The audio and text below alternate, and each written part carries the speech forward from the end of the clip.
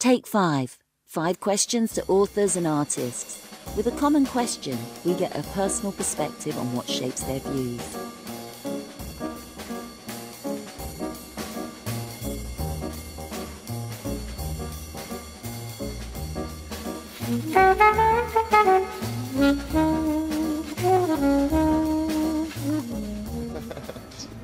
So, Pablo Larraín, award-winning Chilean director and writer, welcome to Audiobook Radio. My pleasure, thanks for inviting me. So I know that mainly we tend to talk to writers directly for this strand, Take 5, but I think two things. Firstly, we have a lot of listeners who adapt their books for screenplays, and on top of that we're very interested in the making of books adaptations to screen. So I was wondering if you could just tell me if there was any books that have particularly inspired you to make a film. It's a very interesting question, but it's for me really hard to answer, because I've been inspired by a whole culture, from cinema mostly, maybe from music, from books, from comics. I think my generation and probably even more than the younger generations, they have a combination of information that is so hard to divide and to be very precise and to say, look, this is what actually inspired me, you know. No, I hear that. Makes but sense. but in my personal, I think history has been something that has been very important to me, specifically those historians that aren't looking for the truth, but they're actually looking for a perception of what happened. That's what I think it's very interesting to me, and also all those books that are dealing with important issues in history, but they do it throughout small characters in a fiction level. You know, they just fictionized whatever, and they get close to the big story throughout a small one. Is there a particular book? It's so hard. I know, it's so tough. I agree, and especially it's like when I don't know, they ask you sometimes, what are your favorite films, or what are your favorite filmmakers? I've been obsessed with so many filmmakers for so many years, and I change all the time. So it's just I don't know. I think we are as we are like biological human beings, we are always in permanent evolution in different directions, and unless me, I am always absorbing different things from different sources, you know. And is there a book? It's I don't know. It's from Mark Twain to James Joyce to Vicente Huidobro. You know Vicente Huidobro? It's a Chilean poet. I don't. Fantastic. Or Nicanor Parra, or it's very hard. I'm reading now, I've just finished a book that is just, I'm shocked with it. It's called El Guarén, which is like, in English it would be, it's like a big mouth, like, you know. The big mouth. Somebody who talks an awful lot and... No, it's a Chilean slang expression that it's, in the case of the book, is used as a nickname for a former Pinochet agent that after democracy came back, he becomes a bodyguard from a businessman.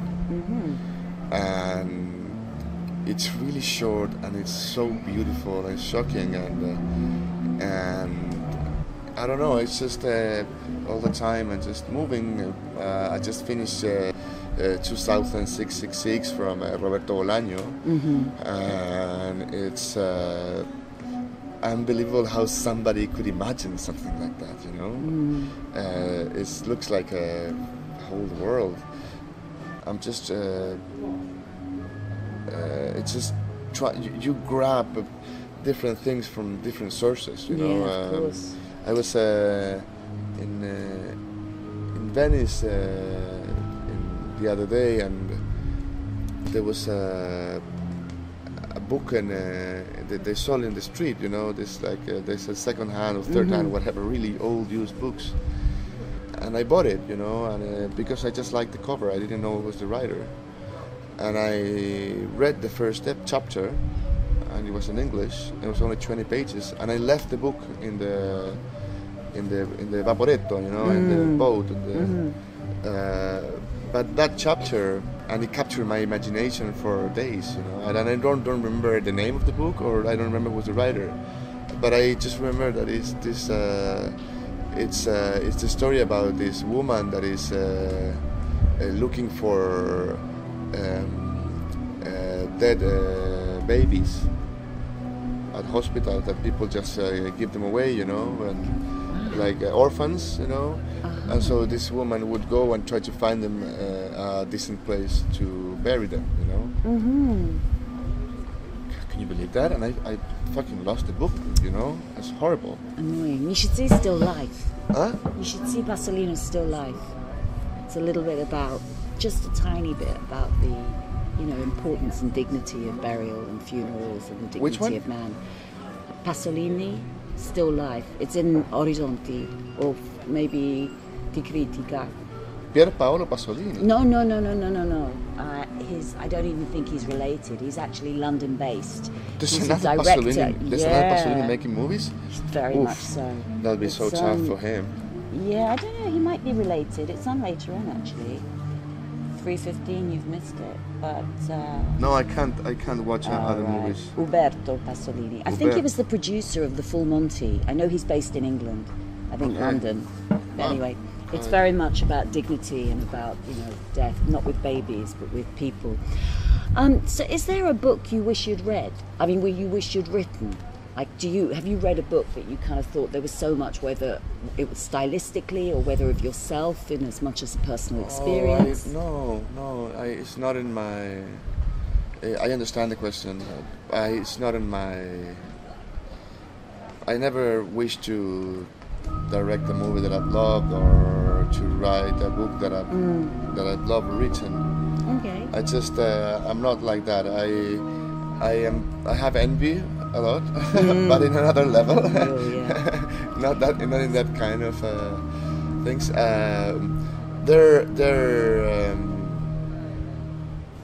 They're books that I would love, that I was the one who find them before somebody took them to make a movie. Oh, okay. But I would never tell you that. Oh, okay. I'm sorry. No worries. That's my secret. And do you ever listen to audiobooks, whether it be on the radio? No, I've never done that. You've never? Oh, No, you should try what it. I've done is when I was a kid, there was a like, how do you say in English? It's like radio teatro, which is like theater on the radio. Yeah. And that was fantastic. Mm-hmm. But that was different because it was like 5 or 6 actors that they were reading something, and each one of them would do a character, and that was fascinating. You should try listening to audiobooks. It's a little bit promiscuous because it's a little bit like a kind of ménage à trois, because you'll normally have that very personal relationship between you and the written words, and like suddenly you have a voice. Really? Wow. Well, you have a voice, there's somebody else kind of, but if that voice is right, you know, there's a lot of readers who narrate books very, very beautifully, and trained actors who are able to not pitch it so high, but create a wonderful... I would try, maybe. Yeah, you think you should. Yeah. It's just there's something that I like on reading, that is the intimacy of your own conscience reading.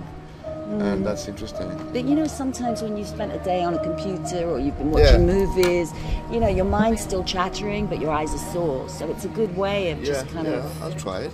Yeah, that would be good. So, do you think there's anything that doesn't belong between the covers of a book? I mean, is there anything that you feel really people shouldn't... Doesn't belong with?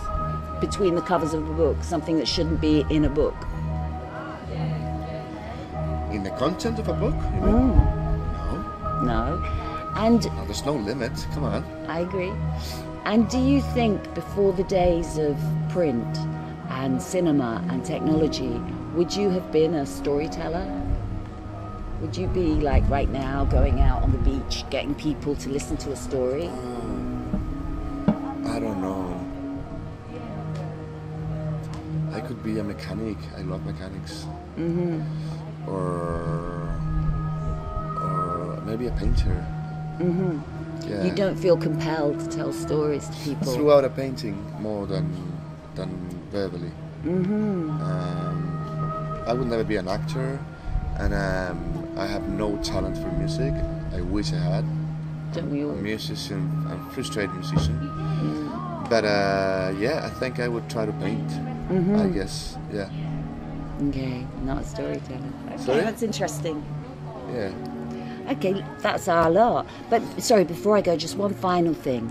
Do you think when you adapt as, I know you're saying you take your inspiration from, 101 sources, and we're all kind of inundated these days with so much around Like a us. thief.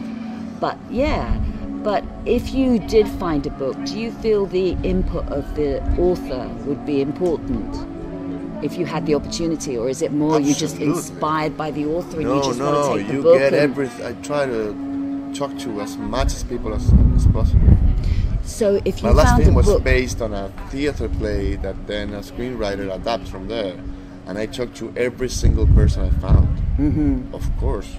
Then I do whatever I think is better, but why not talking to people? Then you can edit in your own, well, a lot of directors are they don't want the author anywhere near them because they feel they're taking the spirit of the book.